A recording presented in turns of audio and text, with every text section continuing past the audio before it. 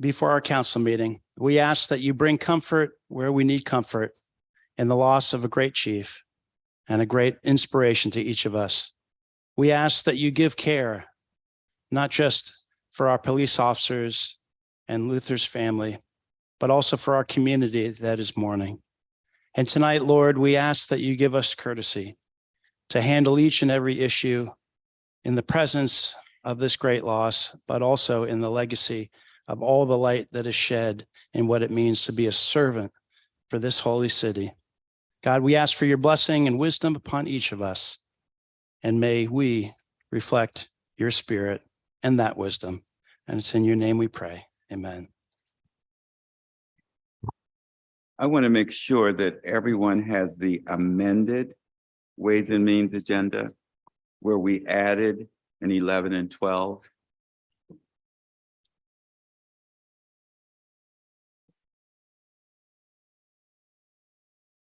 Yes. So everyone has a copy of the amended agenda, right? Okay. Do I hear a motion for the minutes, May 9th? So moved. Moved and properly seconded. Any discussion? All in favor, say aye. Aye. Bids and purchases, Move for approval A through C. moved and properly seconded. Any discussion? All in favor, say aye. Aye. The ayes have it. Let's move to item 4. Budget and Finance and Revenue Collections. Move for approval. Do I hear a second? Moved and properly seconded. Any discussion? All in favor, say aye. Aye. Item 5, Stormwater Approval for a Grant Agreement. Second. Moved and properly seconded. Any discussion? All in favor, say aye. Aye. Item 6, another from Stormwater to submit a grant application. Moved and properly seconded. All in favor, say aye. Item 7, Stormwater Management. Okay. Do I hear a second? Moved and properly second. All in favor of approving item 7, say aye. Aye. The ayes have it. Item 8, Budget, Finance and Revenue Collections. Authorization for the mayor to execute a memorandum of understanding. Move for with approval. Okay.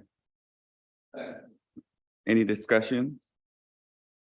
All in favor, say, I'm sorry. I think I jumped the gun yesterday when this was up for another meeting. So this is with the River Dogs. This is the things that we were debating earlier, I think, concerning their compliance with Major League Baseball. We're still on 8, right? Yes. Yes, Mhm. yes. So is this something that been worked out with the River Dog administration as to our commitment to this? Yes, yes. Any other questions on item 8? If not, all in favor, say aye. Aye. The ayes have it. Item 9. Any discussions on item 9? Mr. Chairman. Yes. So as y'all may recall, we approved this item before. This is an amendment, and I think we need to probably hear from Julia Copeland about this amendment as to what it entails and what's expected of it. And- Oh, we'll get Steve. You pass this ball to Steve instead. And if I may add another question to that, Yeah. who's going to be doing the oversight with regard to this grant? Not grant, I'm sorry. This would amended be- contract. Yes, who would be doing contracts would be looking at it from a financial, et cetera, et cetera. But I mean, in terms of, will it go to, let's say, our Public Service Committee, the results? Will it go perhaps to HARC to take a look at it as well, is my question, before it's finalized? I believe it will be reported out, but I don't know the exact details of that. Okay. Well, that's something that we'd leave up to public safety to coordinate. I think perhaps if he just sort of explains the amendment first, we can get to the next stage. So under the original contract, we started March 1st and it's set to expire at the end of this month, which is basically a week away from now. We did have a little bit of a delay in getting started. As you recall, it was sent back to public safety and then was approved at council a couple weeks later. And so we did have a little bit of a late start, but we have begun the process and we're moving quite along quite well with that. And so the amendment is basically just to extend this now to the end of July rather than the end of May. So we'll have a couple extra months for the researchers and investigators to complete this. And then the second amendment to the contract basically is just specifying duties of the different researchers. And there's going to be a quantitative analysis, and the parties had decided that this is going to be Dr. Elpert, who is from USC, and then Bob Kale will do a second part of that and give recommendations in a separate phase of that. Any other questions? So, Mr. Chairman, I think there are two different components of this contract, Steve. And the two different folks who are engaged in this, they have different roles and responsibilities for that. That's correct. And so the amendment, as I understand, there was some misunderstanding between the two parties involved in the contract as to what the rules were to be. And this is intended to clarify that. Yeah, I don't know that it was as much a misunderstanding as they got into the work of the contract and they decided that one was better than the other two. So, Mr. Chairman, we did have some discussions about this amendment with legal counsel beforehand, and one of my intents was to maybe have this contract reviewed before a special meeting of the CPAC and HARC. But there was a time crunch on this as well, and we needed to get it addressed. But I would like for something of this magnitude to appear and be reviewed by those committees beforehand. That's a good way of utilizing those commissions. This audit is very sensitive, obviously, and is under a lot of scrutiny, obviously. So these folks that we've elected to use are quality people. They know what they're doing. I think they're going to do an excellent job. And I think that your question about after the audit is completed, let it come back to the Public Safety Committee, and we can then go through the first stage of this, as well as those other commissions as well. Okay. So I urge we go ahead and pass this with the understanding that we have from this explanation. So why we need to have this amendment addressed. Okay. Any more questions? If not, item 9. Yeah, I'm sorry. Number 9, yes. We have a All motion, in don't favor? we? Pardon? Is there a motion to approve? Yeah. I thought there was, yeah, Yeah. to approve. Yeah. Pardon? Yes, okay. All in favor, say aye. Aye. Nay. The ayes have it. Item 10. But, okay. Do I hear a second? This is Second. moved and properly seconded. Any discussion? If not, all in favor, say aye. Aye. Item 13, now item 11. Can we take 11, 12 together, Mr. Chairman? Okay, because these are the two that were added to our agenda. Okay. Is there a second to take them together? Moved and properly seconded. All in favor of taking them together? Aye. Okay. Next, do I hear a motion? Vote. Second. Okay. Moved and properly seconded. Any discussion? Yes. Councilmember Gregg. Yep, no, this is a bridge in District 1 that's been structurally deficient for some time. I said this yesterday in Public Works, but this has been a great team effort. So many thanks to city staff, you, Mr. Mayor, who sort of spearheaded this, particularly Mr. O'Brien, Public Works, legal counsel, Ms. Copeland and Ms. Crutchford's clerk's office. Thank you for getting this on the agenda. I think this came out at like 6 o'clock on Friday night. So thanks for staying late to get this done. Truly a great team effort by everybody to get this on the agenda.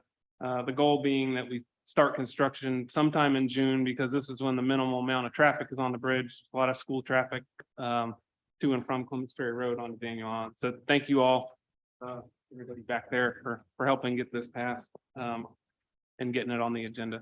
Okay. Any other questions or discussion? Yes, Councilmember Shea. Councilmember Boyd Gregg has been a little humble tonight. He's the one who really, this is something he inherited from his predecessors, and they worked on it extremely hard, but he needs to be recognized for carrying the ball across the goal line on this one. There's a lot of obstacles that were engaged with this, particularly with utilities and the different parties who were engaged in it. So congratulations. And as we all said yesterday, if you need us to come out there with jackhammers and backhoes, we'll be out there to help you with the demolition and starting that process. So job well done.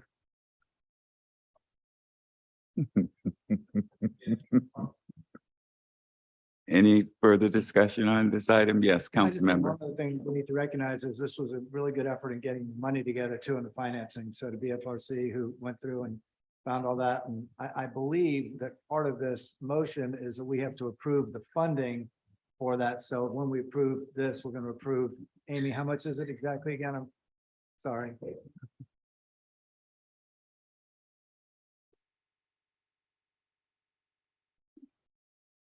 So we need to approve 1.55 million out of ARPA funds tonight as well. So I think that was also an add-on from yesterday That's through the committee. So it was really a team effort and get this thing going. Yep. So heartily endorse this one. Any further discussion? Ready for the question? All in favor? I Opposed? The ayes have it. I'll call on Chairman Appel for the Committee on Real Estate report. Thank you, Mr. Chairman. The Real Estate Committee met yesterday afternoon at 3:30. We covered a lot of ground. Everything that I'm about to say was passed unanimously through the committee. The first item we took up was a temporary access agreement allowing the aquariums contractor Trident Construction to utilize the city's parking lot over at 10 Wharfside Street. And this is all in connection with the Learning Lab renovations for the Maritime Center that we have approved and received briefings on. The lease goes for approximately a year. It's supposed to run through the end of August of 24, and arrangements have been made to help those folks that have leases for the parking spots currently to move over to the aquarium parking garage. And we've also received assurances that this work will not interfere with the opening of the International African American Museum, which we're all excited about this summer and beyond. So that, of course, passed unanimously.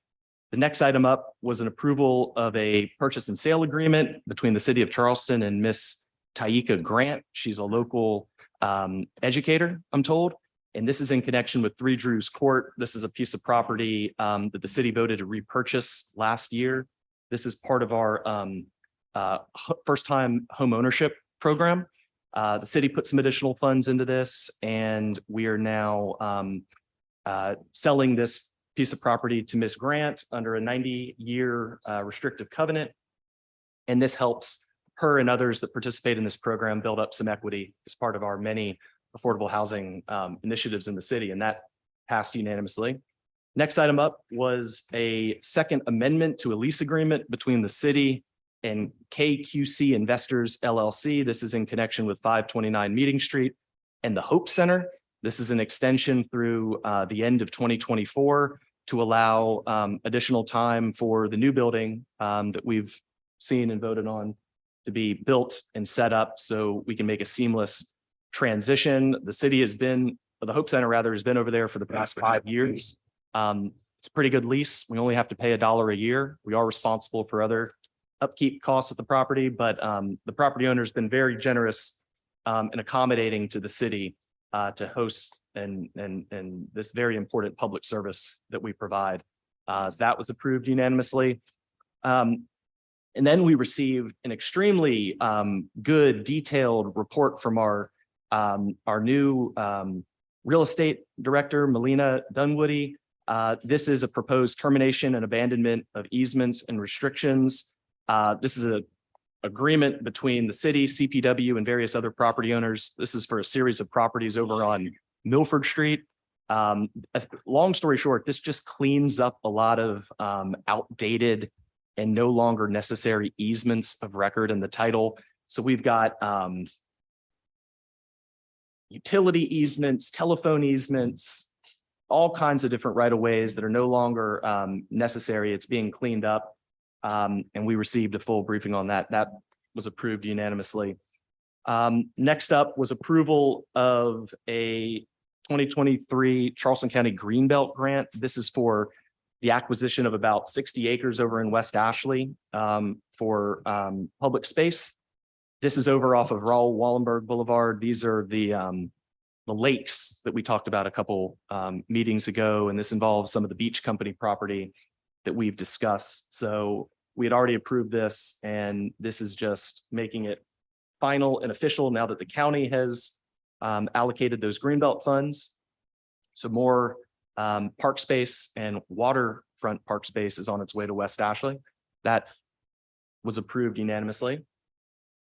And then we entered into a second amendment to an MOU with the school district in connection with the renovation of the press box over at Stony Field. Substantial improvements to the track have been completed. This is in connection with the press box, and this was passed unanimously as well. And it's expected that the work will be completed around the end of September. And then we had 3 annexations up, one in District 5, one in District 7, one in District 10. They're all residential annexations, and they were approved unanimously as well. And with all that being said, I would move that that entire report be accepted. Thank you. Moved and properly seconded. Any discussion? If not, all in favor, say aye. The ayes have it. Before I adjourn, I think I would be remiss if I don't say farewell to our chief. For he will continue to live in the man of blue in our city way beyond his time with us. I wish him well, for his soul now soars to another place and another journey. So I bid him farewell, Chief Reynolds. If there's nothing else to come before this committee, Mayor Tecklenburg. Thank you, Mr. Chairman. I did want to make just a couple of brief comments on a few of the things we just approved. One, in the bids and purchases, and it speaks to the high level of professionalism and capacity of our police department that Chief Reynolds has led over the last 5 years, was this purchase to buy a piece of equipment. Well, we'll be the only municipal police department in South Carolina to have our own DNA lab in our state-of-the-art forensic center. This last piece of equipment, or close to last piece of equipment, is what will give us that capability in our lab. So that's a milestone. And maybe we'll talk about this some more at our committee report, but it's quite noteworthy, y'all. Number 5 and 6, the $10 million grant that we got, Councilmember Mitchell, to make sure we complete the project to eliminate the flooding that we've had for centuries at King and Hughie Street. This grant really guarantees that we'll be able to move forward. And then the grant application that I think will be very highly graded for drainage improvements on the east side of Charleston. This project is just made to fit the CDBG mitigation requirements. I mean, it's really fits to the order. So we're very confident about our chances on that $5 million. And whenever we get a dollar from a grant to be able to pay for some of these drainage improvements that we know we need, we know we got to pay for them. If we can get the money from somebody else, that means we got money we can spend somewhere else, like West Ashley or James Island or Johns Island. It seems these particular projects are well suited to grant availability, but getting them helps the whole city. And then finally, I'm going to resolve the matter, Councilmember Shade, with the River Dogs and get this these improvements started that will help them meet the requirements of Major League Baseball. And finally, even though Chairman Appel thanked the owner, I'll just shout his name. Hal Kaplan is his name, that owns the company that for 5 years has rented that facility to us for $1 a year. He doesn't even live here, but I just wanted to shout his name out and thank him for that generous lease that we have with him. Thank you, Mr. Chairman. Is there anything else to come before this body? If not, this meeting's adjourned.